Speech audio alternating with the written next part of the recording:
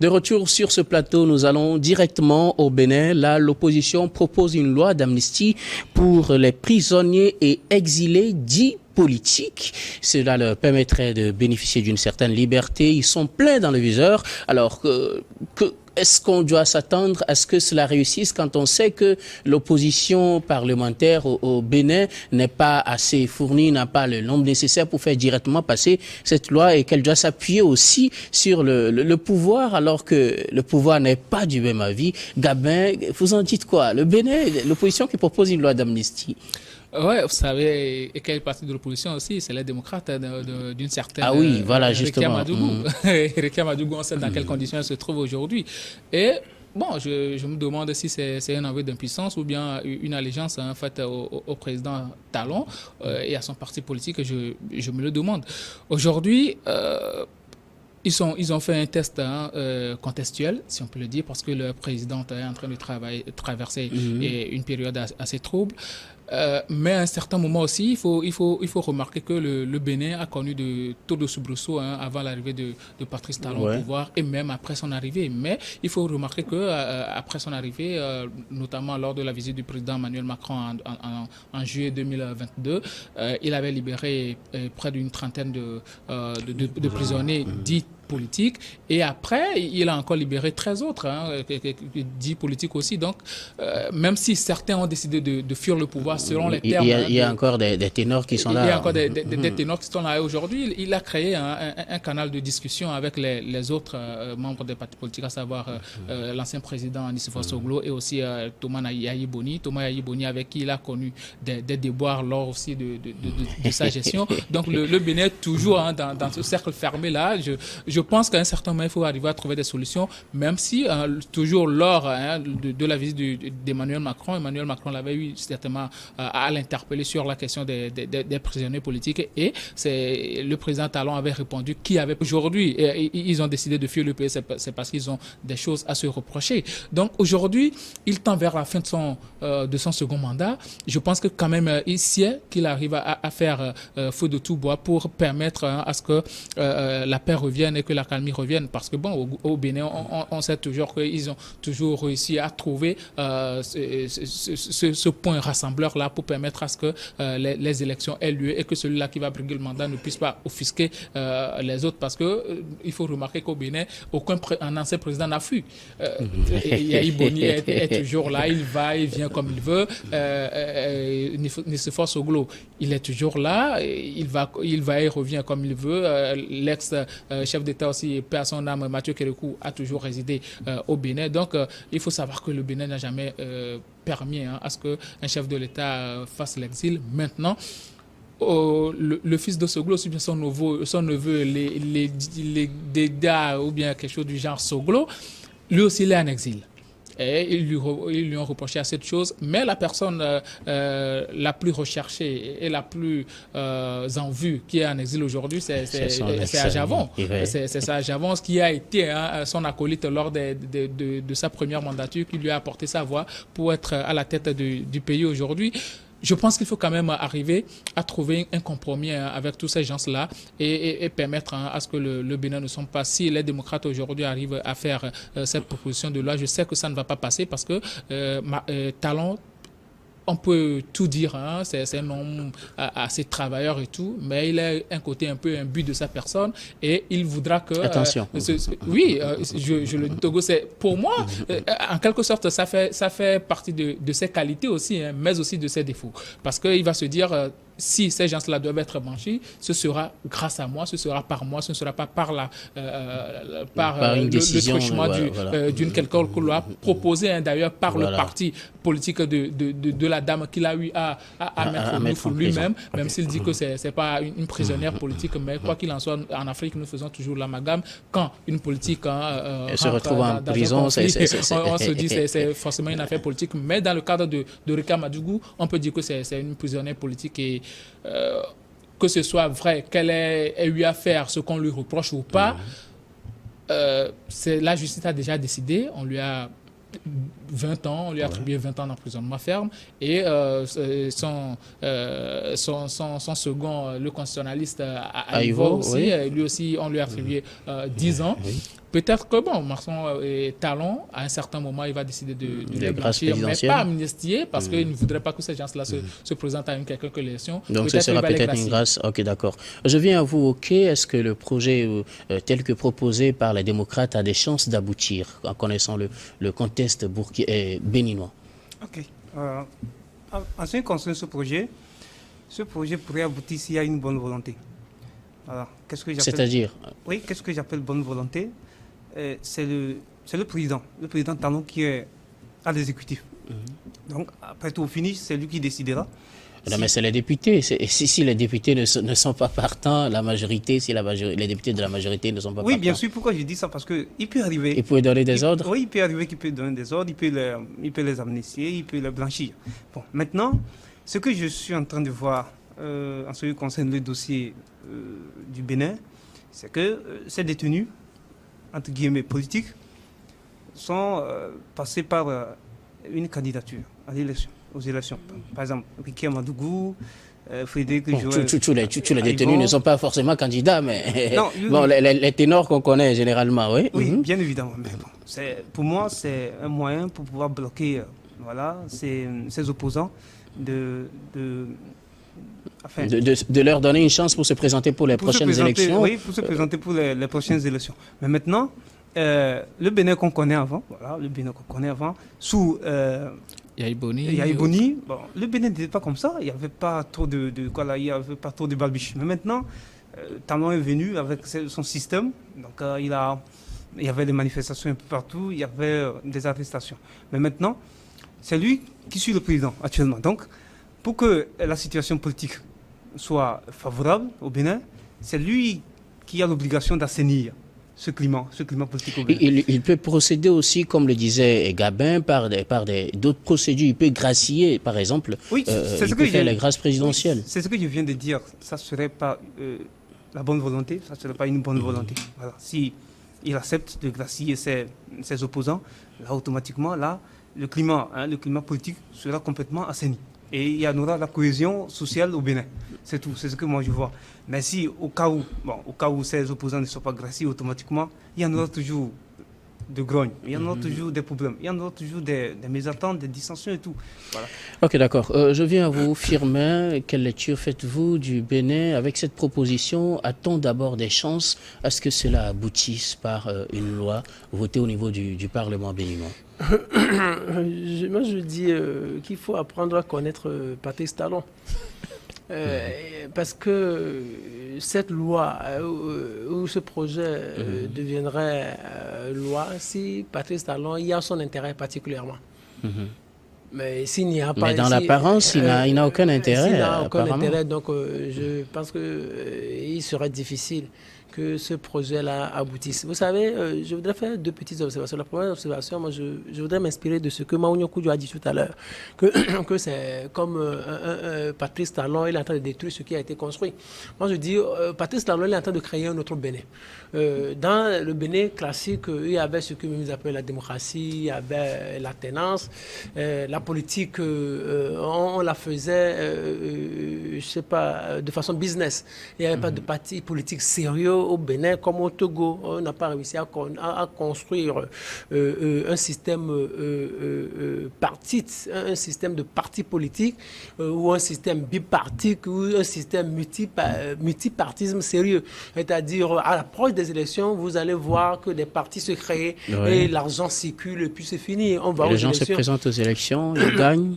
Oui, que celui qui a les sous, il gagne ou il soutient son candidat et puis après on fait ses affaires et c'est comme ça à chaque élection. Donc le milieu politique n'était pas trop assaini.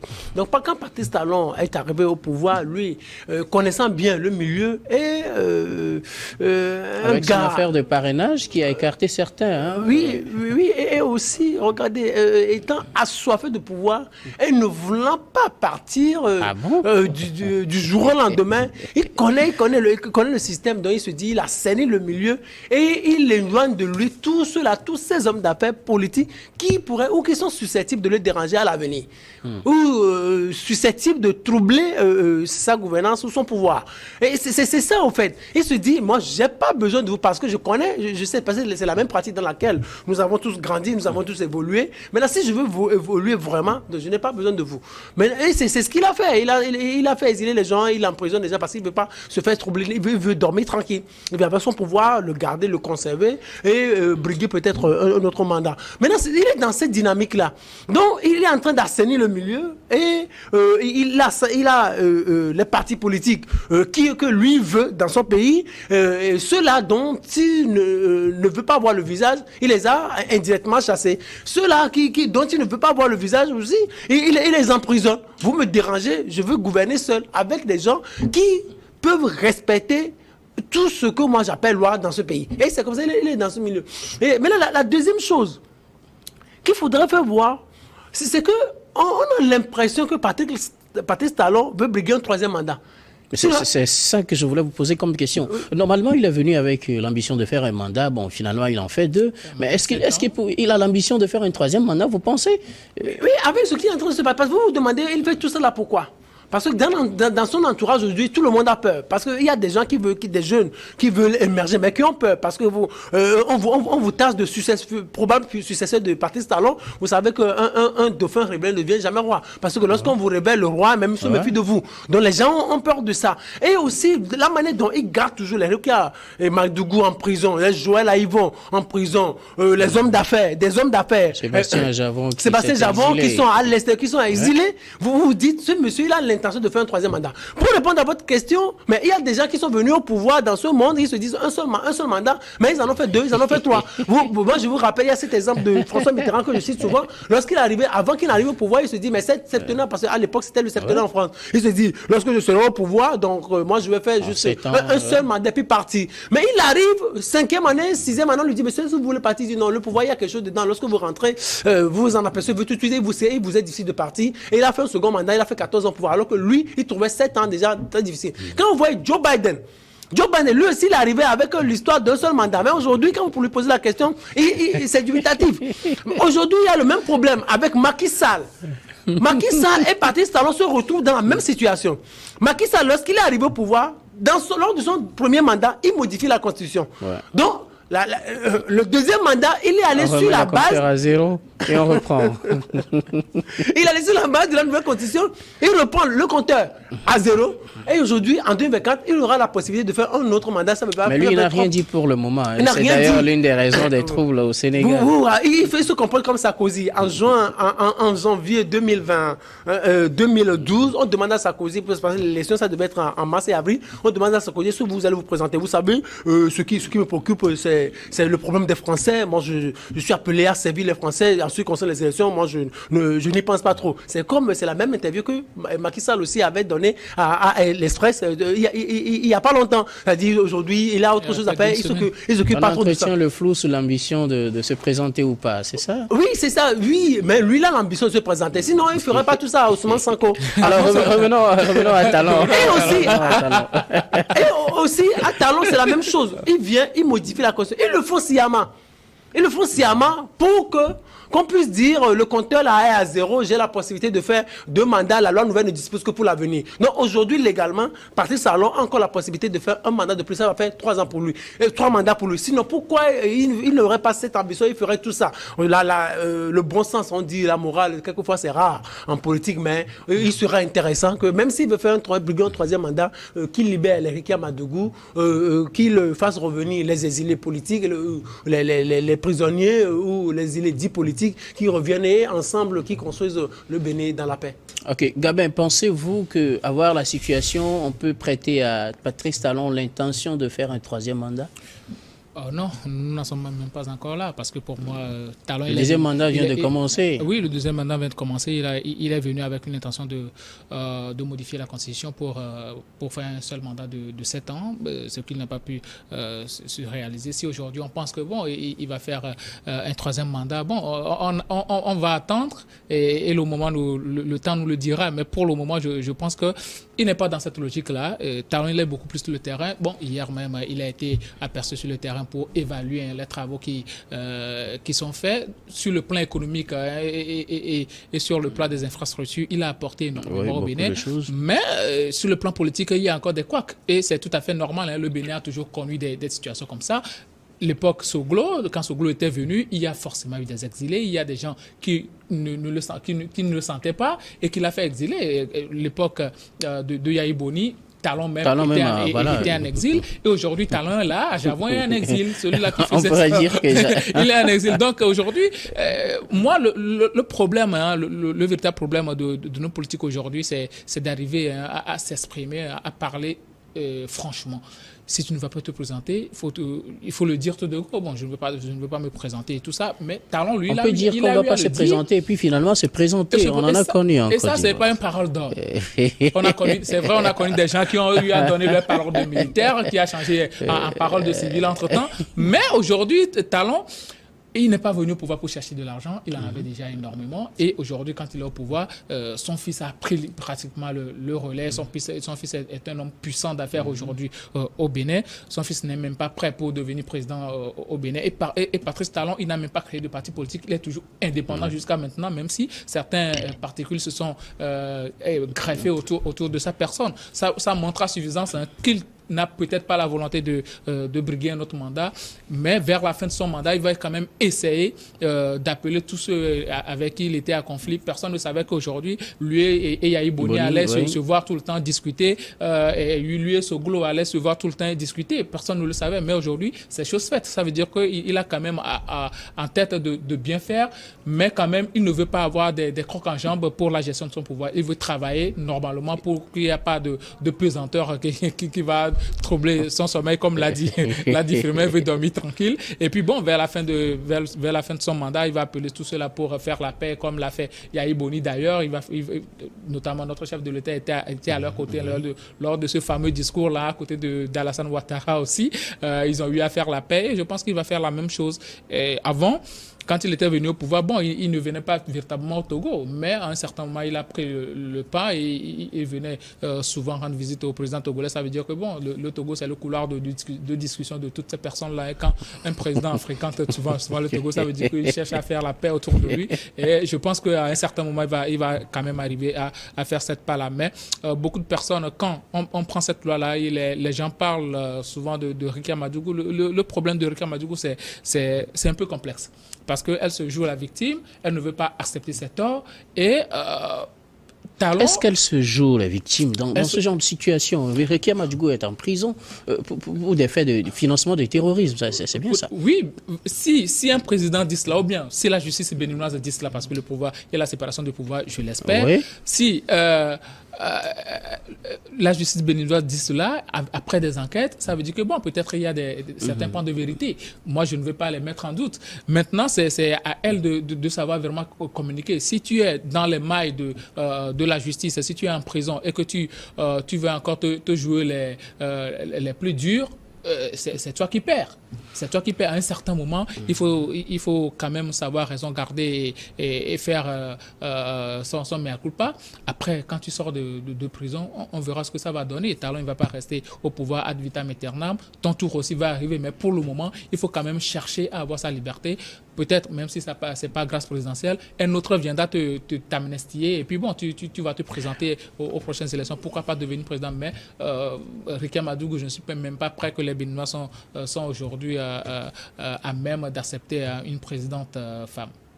Alors, à l'état actuel des choses, revenons au projet tel que proposé par les démocrates. Est-ce que, qu'y a-t-il lieu de faire? À voir la situation, apparemment, ça ne pourra pas peut-être passer par l'Assemblée. Qu'a-t-il lieu de faire pour que les prisonniers là, ou les prisonniers dits politiques ou exilés dits politiques puissent revenir au Bénin et être tranquilles? Oui, vous savez, souvent dans ce genre de circonstances, parler d'amnistie, c'est trop dire.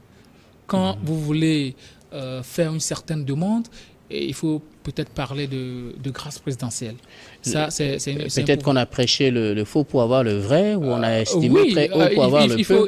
Il faut monter un peu la barre haute. Mais est-ce qu'ils ont eu premièrement des discussions avec la partie qui représente Patrice Talon à l'Assemblée? C'est aussi ça le problème aujourd'hui, parce que dans nos sous-régions, on n'a pas encore un parlementaire. On a juste des assemblées nationales. Il faut le reconnaître, on a juste des députés nationales, on a des députés. Mais quand même, il faut chercher à avoir des compromis. Si tu veux que cette loi-là passe, il faut avoir des compromis auprès des autres députés. Et ces autres députés-là, nous sommes en Afrique et ils n'ont pas la plénitude de prendre des décisions. Ils remontent toujours l'information à celui-là qui les a mandatés. Donc, pour eux, bon, on dit souvent que le mandat législatif est, comment le dit-on, j'ai oublié un peu le terme, n'est pas impératif, n'est pas impératif, mais quand même, ces députés-là prennent la peine quand même de remonter toujours l'information vers leur mentor pour qu'ils décident ce qu'ils doivent faire. Donc, je pense qu'à un certain moment, il faut se rallier et penser à faire front pour permettre à ce que ces personnes-là aient leur liberté, quelle que soit la condition, que ce soit par l'amnistie, que ce soit par la grâce présidentielle ou bien même par liberté conditionnelle. Il faut quand même le faire. Maintenant, pour ceux-là qui sont à l'extérieur du pays, je pense qu'il doit y avoir des couloirs de discussion. Entre-temps, j'ai eu à apprendre que, bon, il a envoyé un émissaire vers Sébastien Javon, probablement qui va se présenter pour les prochaines élections présidentielles. Mais lui qui est cherché par la justice béninoise. Oui, c'est ce que je dis, les Béninois finissent toujours par trouver des compromis. On espère vivement. Et on espère, mais quand même, les autres qui sont en exil, qui tiennent toujours des propos assez véhéments envers le régime Talon, ils ont réellement de soucis à se faire si ce monsieur-là reste au pouvoir jusqu'à ce que Firmin dit qu'il veut briguer un troisième mandat, je ne le sais pas. Si vous le permettez, moi je sais que Gabin Diarro, il a du bien talent. Moi, je ne suis pas trop fan de Patrice Talon. C'est ton ami. Parce que c'est un fin dictateur qui joue la politique comme bon lui semble, il fait ce qui lui plaît. Donc, il est le seul capitaine du bateau. Bon, je le lui concède. Peut-être c'est normal selon ses principes. Mais quand Gabin Diarro disait tout à l'heure qu'il parlait de l'indépendance de la justice, je me demande s'il y a une justice indépendante dans ce monde, dans la mesure où le patron de la justice, c'est le ministère de la Justice. Le patron de la justice, c'est le gouvernement. Donc, et les procureurs sont nommés. Et même aux États-Unis, c'est comme ça. Moi, je ne suis pas trop fan de ce principe-là de l'indépendance de la justice. Donc, quand les gens réclament ça, moi, je me dis c'est un faux problème. Pour aboutir à l'arrestation de Rika Madougou. Rika Madougou est en prison parce que Patrice Talon l'a voulu. C'est Patrice Talon qui a fait arrêter Rika Madougou. Ce n'est pas une quelconque justice béninoise. On a mis en place le CRIET pour... même chose pour Sébastien Javon, pour Aïvo, pour tous les autres. Pour tous les Vous autres. Pensez? Oui, c'est Patrice Talon qui les a... Même en ce qui concerne le départ de Sébastien Javon, on a vu comment la situation a été montée de toutes pièces, même au port de Lomé par rapport aux conteneurs. Tout ce qui a été monté, c'est Patrice Talon qui a voulu... C'est un montage. Oui, c'est tout un montage. Patrice Talon et quel serait l'objectif? L'objectif, c'est de les écarter pour pouvoir bien gouverner, pour pouvoir gérer le pays seul. Parce que ceux-là vont le déranger avec le temps. Mais les pouvoirs ont souvent besoin de contrepoids. Lui, il n'en a pas besoin. Il n'a pas besoin de contrepoids, il va être le seul capitaine, le fin dictateur qui veut diriger le Bénin comme bon lui semble. Patrice Talon, c'est un fin dictateur. Bon, on peut le dire, par rapport à la forme, il a réussi bien lorsqu'il construit des terrains, des stades, des maisons d'arrêt, non pas des maisons d'arrêt, mais des logements. Bon, il réussit bien la forme, mais le fond, ça ne change pas. Il a toujours quelque chose en tête. Dieu ne donne pas tout. il dévaluera ça avec le temps. Les gens apprendront à connaître Patrice Talon. Quand on parle de financement de terrorisme, Donc, Ricky Madougou a financé le terrorisme. Moi, je voudrais pas la prendre pour une scène, celle-là qui se déclare politicienne, où on la traite comme une politicienne. C'est parce qu'elle est une femme. Une ancienne ministre de la Justice. Pardon? Une ancienne ministre de la Justice. Une ancienne ministre de la Justice, vous imaginez une politique, une ministre, donc elle qui se déclare déjà politicienne, on ne la traite pas comme, entre guillemets, un civil, elle n'a pas à bénéficier d'un quelconque traitement de faveur. Parce que vous voulez faire la politique, vous subissez les mêmes règles, vous respectez les mêmes principes. Donc, mais c'est Patrice Talon qui l'a maintenu là. Est-ce que Patrice Talon a besoin de maintenir en prison? Est-ce qu'elle représentait vraiment une menace? Est-ce qu'il ne pouvait pas se passer de l'arrestation ou de la détention de Ricky Madougou? La meilleure des choses, c'est qu'on la libère. Mais je pense qu'il y a tellement de montages en Syrie qui entourent, même si Gabriel Diarra ne veut pas être d'accord avec moi, il y a beaucoup de montages qui entourent l'arrestation ou la détention de Ricky Madougou. Parce qu'il y a aussi un truc, Patrice Talon veut montrer au chef d'État de la région qu'il est le seul maître, parce que Ricky Madougou avait un carnet d'adresse très fourni, et puis ça embêtait un peu. Voilà, ça représente une menace. Ça l'embêtait un peu. Ça l'embêtait un peu. Mais est-ce que le fait de la détenir ou le fait de l'emprisonner, ça change quelque chose? Il n'avait pas besoin de ça. C'est pour... Là, il est tombé dans le piège de la femme. Donc, la femme va se dire, je représente une menace pour Patrice Talon. Moi, que Patrice Talon sorte de ça, et qui le libère Ricky Madougou, qui libère Joël Aïvo. Joël Aïvo va faire quoi? Il a quoi comme âme? Le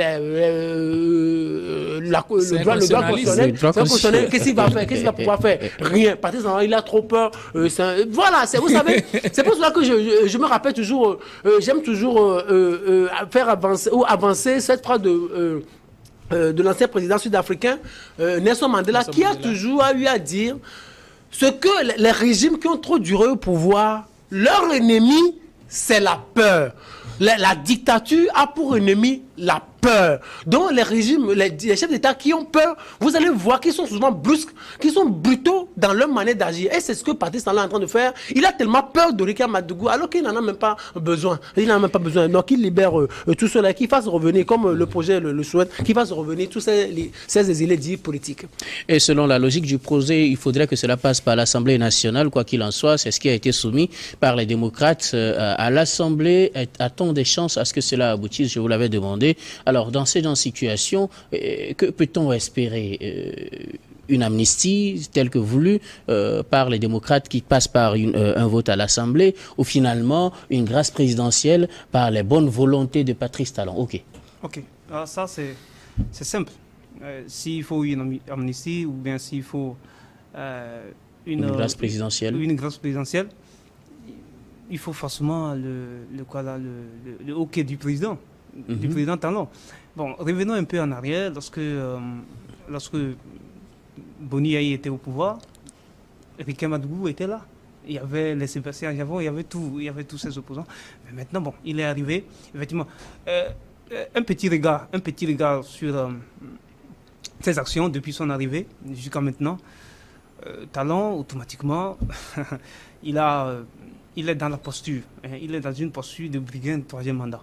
Parce que vous pensez aussi qu'il est dans la poursuite de briguer un troisième mandat? Bien évidemment. Si on n'a pas cette volonté, ou bien si on n'a pas ce désir, on n'allait pas balbutier les choses d'une façon.